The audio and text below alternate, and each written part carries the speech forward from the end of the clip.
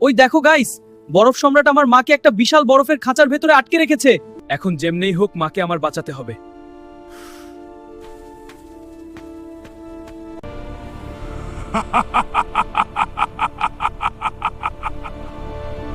পানিশো বছর পর অপেক্ষার প্রহর আজ শেষ হলো। আমি চিৎকার করে বললাম, আমার মাকে ছেড়ে দাও।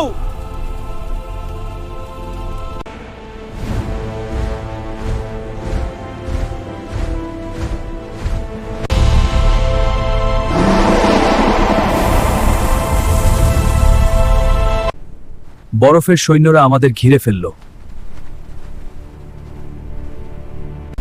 আমি আমার আগুনের শক্তি মুক্ত করে দিলাম।